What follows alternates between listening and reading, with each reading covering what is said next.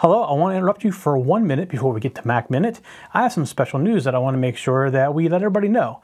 We are combining all of our YouTube channels into a single channel, and because of that, if you've been watching Mac Minute on the old, what I'm going to call the old Mac Minute YouTube channel, the videos are going to stop showing up in about 6 weeks. So, to keep getting Mac Minute, you need to go subscribe to the new channel, and it is very easy to remember. It is youtube.com/TechZenTV, all one word. And from that channel, you can subscribe to the playlist for Mac Minute, and you won't miss a single one. So when you're done watching Mac Minute, I'll remind you again before we go. But when you're done watching Mac Minute, go over to youtube.com/TechZenTV and subscribe so that you keep getting Mac Minute on YouTube. Thank you. Now on to Mac Minute. Hello and welcome to another episode of Mac Minute. This week we're going to talk about how you can add users to your Mac. And I know you may be thinking, why would I want to add a user to my Mac? Well, there's a couple of reasons you might want to do this. First of all, if you're like me, I like things where I put them on my desktop. And if you live in a household that has multiple people that use the computer, it may be an option so that people don't move the stuff you put on your desktop to somewhere else or change your settings.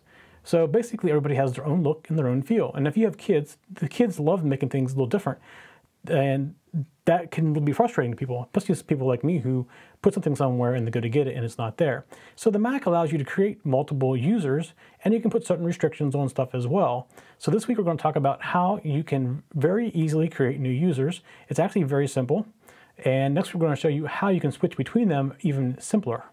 So the way you get started is at the very top, you go to the Apple menu, and you go to System Preferences, and here's the System Preferences, and I'm going to drag this down here a little bit, and you see down here at the bottom under System it says Users and Groups. So you click on that, and it comes up, and you see I have 4 users already. I have the current user, which I'm logged in as the Mac Minute user because I'm recording this show, and then I have my regular user, and I'm the admin, and then I have another one called Show that I use for other shows. And then the guest user is there by default, but mine is actually turned off so that you can't use that user. So to add a new one, you use this plus sign down here, but you're going to notice something. The plus sign currently is grayed out, as is the minus sign, and is the options. So if you look down the very corner, you see the lock is locked. So it's locked because the user that I'm currently logged in as is not an admin user, but a standard user. So a standard user does not have the ability to create new users. So to unlock it, basically click on this, and you have to log in as an administrator account. And you can have more than one administrator account. So I'm going to go ahead and, there's only one on my machine. I'm going to log in as me. And now you see it's unlocked. So now I can come down here and I can click on the plus sign, and I'm being asked for a new user information. Now, very important, here is this new account, and it's type, and if you want to create an administrator account, you just use administrator, but normally you probably want to use standard. In fact, if you have, say, 4 different people using the computer, I would create 5 accounts. I would create an administrator account that only certain people know what it is, and everybody else should be a standard user. That way some mistakes aren't made in maintaining the machine. So there's a new option in Mountain Lion that allows you to manage with parental controls. And we're going to go over that in a future episode.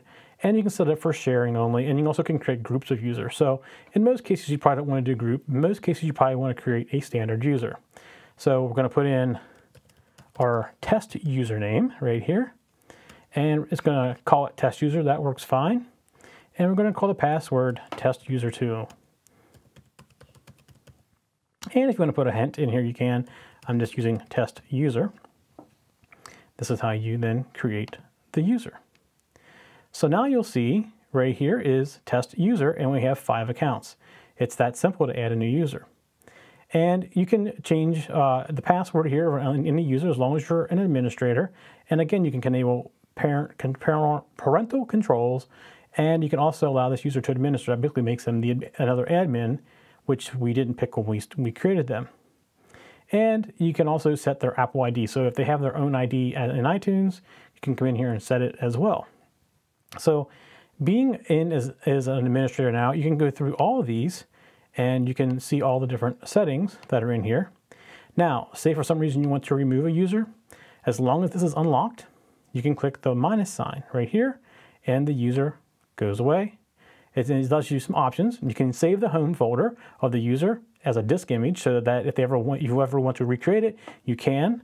You can leave the home folder exactly where it's at, or you can delete the home folder from the machine. In this case, I'm just going to delete the home folder because we haven't done anything.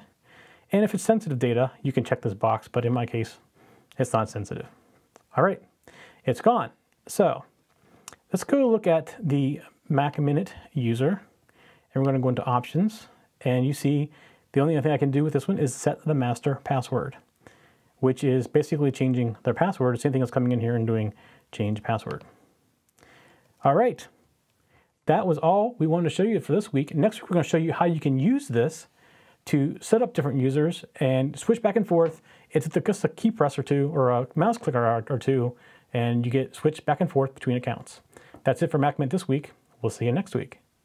All right, before you go, I want to remind you, you need to go to youtube.com/TechZenTV and subscribe so that we can see you next week on Mac Minute. It's only a few more weeks left until Mac Minute is no longer on the old channel and only on the new TechZenTV channel, and is again youtube.com/TechZenTV. You can go there now because we're done. We'll see you next week. For show notes for this show, contacts, and more, go to the TechZen.tv website where you can get show notes for all of our shows. We love to hear from our viewers and listeners. We have an email, a Twitter, and a phone number where you can contact us for each show. For details, visit the TechZen.tv website and get the show details. You can also make a video and upload it somewhere like YouTube or Vimeo and then just send us a link. You never know, you may see your video in a future show. You can get all of our shows delivered automatically to your favorite device by going to your favorite podcast website like iTunes and subscribing. Each of our shows also has a YouTube channel you can subscribe to get regular updates. Our shows are also available on most internet radio networks like Stitcher and TuneIn Radio. You can also watch and listen to our shows on Xbox, TiVo, and Roku. You can even find us on your Zune.